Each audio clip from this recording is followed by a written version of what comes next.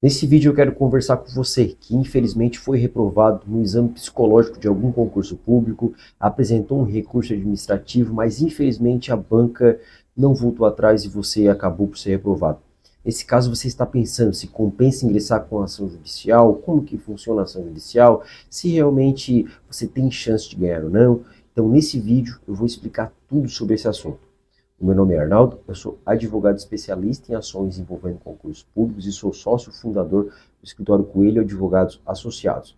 Vamos lá, pessoal. Primeiramente, se você foi reprovado em um concurso público na etapa do exame psicológico, eu sei que no momento você vai ficar muito chateado, muito triste, mas você precisa manter a calma e seguir o passo a passo que eu vou dizer aqui. Primeira coisa, foi reprovado? Procura um psicólogo especialista em questões envolvendo concursos públicos, tá? Por quê, pessoal? Porque a chance de um psicólogo que às vezes não entende, não trabalha com essa matéria, pode acabar complicando. Então, se tiver um psicólogo especialista em questões envolvendo concursos públicos, é melhor, certo? Aí você vai convidar o psicólogo e vocês vão lá pegar a entrevista devolutiva. Arnaldo, o que é a entrevista devolutiva? A entrevista devolutiva nada mais é do que as razões pelas quais você foi reprovado. Quais foram os itens em que foram responsáveis pela sua reprovação. Vai estar tudo escrito, tudo expresso. O psicólogo ele vai tomar conhecimento e vocês juntos poderão fazer um recurso administrativo.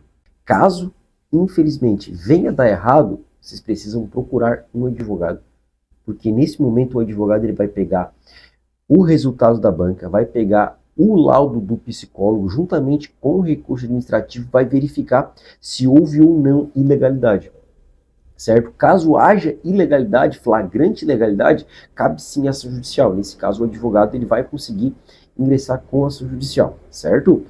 Mas, pessoal, de tanto pessoal ingressar com ação judicial para questionar o exame psicológico em concurso público, o que o STJ, que é o Superior Tribunal de Justiça, falou o seguinte, olha, tem 3 critérios que devem ser observados para verificar se o exame psicológico é válido ou não em concurso público. Eu vou explicar cada um deles, mas já vou citar os 3 aqui de imediato. Primeiro critério, pessoal, previsão em lei. Pode parecer simples, né? Ah, como assim, Arnaldo? Previsão em lei, não está tudo previsto em lei? Não, pessoal, é o seguinte, ó. De acordo com o princípio do amplo acesso aos cargos públicos, tu só pode limitar o acesso de um candidato, de uma pessoa em um concurso público se tiver previsão em lei, tá? Então, assim, tu só pode colocar um TAF, que é um limitador, só pode colocar um exame psicológico em um concurso público se tiver previsão na lei. Se tiver previsão apenas no edital, tá errado. Então, assim, você precisa consultar na lei que criou o seu cargo ou emprego público para verificar se lá na lei fala assim, ó, requisitos para aprovação no cargo tal, aprovação na prova objetiva, aprovação na prova discursiva, TAF, psicológico. Se não houver, o exame psicológico é ilegal. Você pode ingressar com ação judicial, tá? Aqui mora um problema muito sério, pessoal, tá? O que acontece? As bancas, elas criam um perfil profissiográfico. O que é um perfil profissiográfico, Arnaldo? Perfil profissiográfico são as principais características de um cargo público. As principais características que uma pessoa precisa ter para ocupar aquele cargo público. Vamos citar aqui, por exemplo, o cargo de bombeiro, certo? Vocês acham que um bombeiro pode ter medo de altura? Não. Vocês acham que um bombeiro pode ter medo de fogo? Não. Bombeiro pode ter medo de água? Também não. Pode ter medo de sangue? Também não. Então, esses critérios eles vão buscar. Vamos buscar uma pessoa que não tenha medo de água, não tenha medo de fogo, não tenha medo disso, daquilo. Por quê? Para ver se ela realmente precisa, se ela pode se encaixar naqueles critérios. Isso é válido? Sim. Porém, pessoal, qual que é a questão importante aqui? Ó? É que esse perfil profissiográfico, ele não pode ser criado pela banca. A banca não pode criar esse perfil. Quem tem que criar é a lei. Se a lei não criar um perfil profissiográfico, o exame psicológico ele vai servir para quê, então? Apenas para verificar se a pessoa realmente não tem algum desvio comportamental.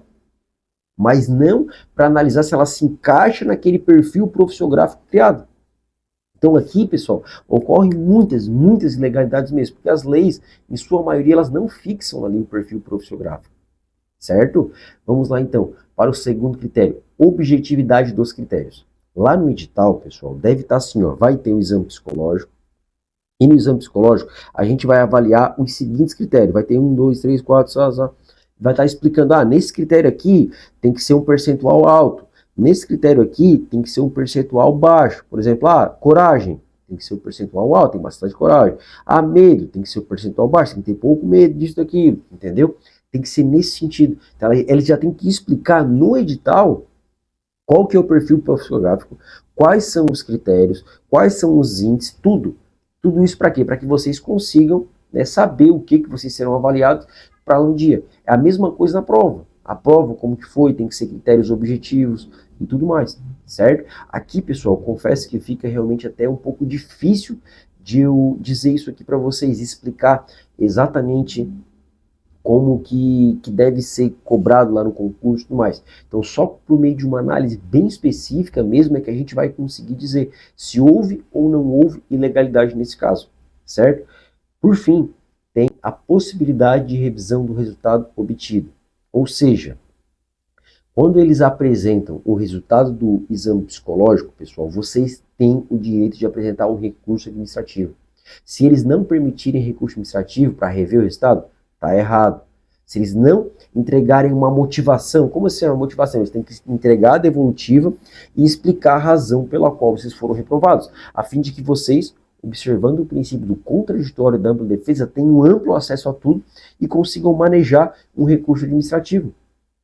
Porque senão não tem sentido. Certo, pessoal? Outra questão que quero dizer para vocês sobre o processo. A gente entra com o processo, não é mandado de segurança, é uma ação ordinária, tá? Porque pode ser que a gente precise produzir prova e a gente pede liminar. Se a gente ganhar, vocês já conseguem voltar para o concurso e fazer as outras etapas. Caso a gente venha perder, vocês têm o direito de fazer um agravo de instrumento para buscar a segunda liminar. Caso venha perder essa segunda liminar, aí tem que aguardar um mérito do processo. Como assim um mérito, Arnaldo? A gente tem que ouvir a parte contrária, que é o Estado e a banca. A gente tem que produzir as provas e tudo mais, tá? Uma questão importante é o seguinte, tem estados em que eles não permitem que haja uma nova avaliação psicológica, ainda que seja constatado uma ilegalidade. Eles falam o seguinte, houve ilegalidade no laudo? Sim, então a banca é que tem que refazer o exame psicológico, ou declarar o candidato aprovado. Tá? O que não pode é solicitar uma perícia no processo para que avalie o candidato novamente.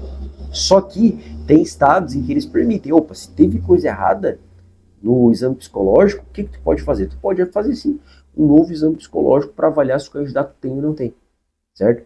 Pessoal, qual que é o nosso conselho aqui? Se você foi reprovado em um concurso, no exame psicológico, fez o recurso, conversou com o psicólogo e ele disse, não, tem coisa errada nisso aí, procura um advogado para que ele faça a análise do seu caso, porque é muito difícil a gente dizer que, todos os critérios, o que houve errado, o que não houve, tudo mais. A gente precisa realmente analisar o caso para verificar se realmente houve ilegalidade, certo? Eu espero realmente ter esclarecido essa questão e muito obrigado. Não se esqueça de se inscrever no nosso canal.